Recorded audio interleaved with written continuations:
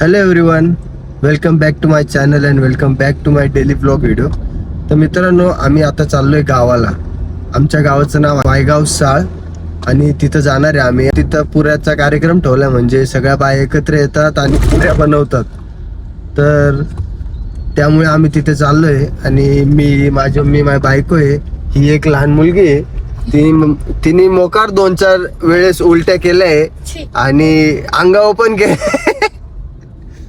तर खूप बेकार परिस्थिती आहे. म्हणून मित्रांनो, गाडीत बसत जावा.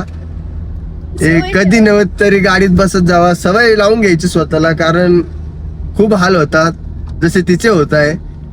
तर गाईज, आम्ही आता इथं निफाडला थांबलोय आणि म्हटलं नाश्ता करून घ्यावा. तर आम्ही गौरव वडापाव, निफाडचा एकदम फेमस वडापाव आहे आणि खूप मस्त वडापाव आहे. आता आम्ही सगळे खातोय.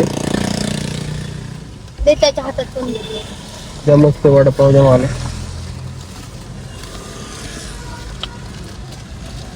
तर गाईच, खाल्ल्यानंतर बोलू. आता पहिले खाऊन घेतो. किती मस्त पाऊस चालू आहे गाईज, बघू शकता. काय भारी सीन आहे. तू काय करतेय? गाडी चालवतीये? फोन नाही आला, तू गाडी चालवतीये? तू फोन लावती कोणाला तरी. नको फोन नको लावू.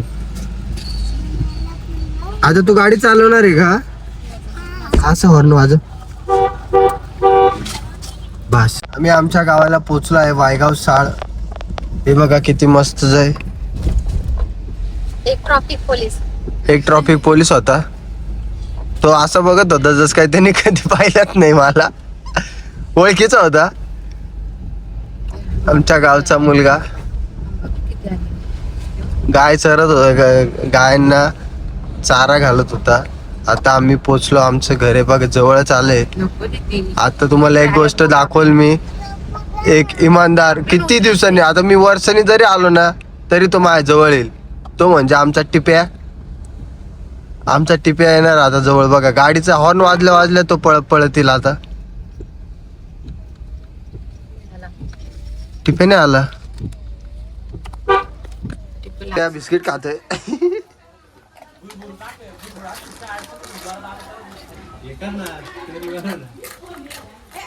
पुऱ्या लाटायचं काम चालू आहे इथं. आयुष्याच्या जीवनात पास केल्या खूप टेस्ट. प्रवीण रावांचं नाव घेते कारण ते आहेतच बेस्ट.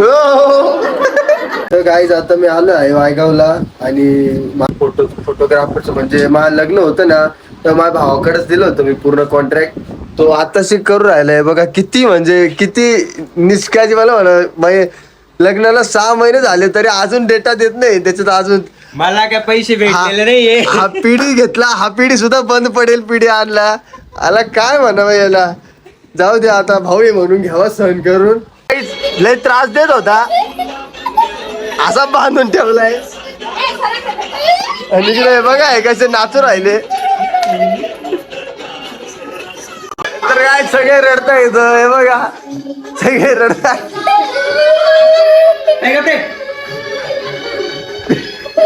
तर गाईज, आता आम्ही निघालोय घरी. आता झालंय सगळं कार्यक्रम वगैरे. 2-3 दिवसांनी आम्हाला परत यायचंय. तर भेटू मग आता नाशिकला गेल्यावर. तर गाईज, नाशिकला आलो, गाडी वगैरे फ्लॅटवर लावली. आता घरी आलोय, फ्रेश वगैरे झालो.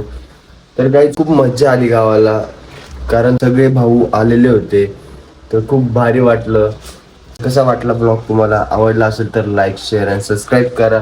पण शेवटपर्यंत ब्लॉग बघा आणि कमेंट करायला विसरू नका. तर मग भेटू पुढच्या ब्लॉग मध्ये.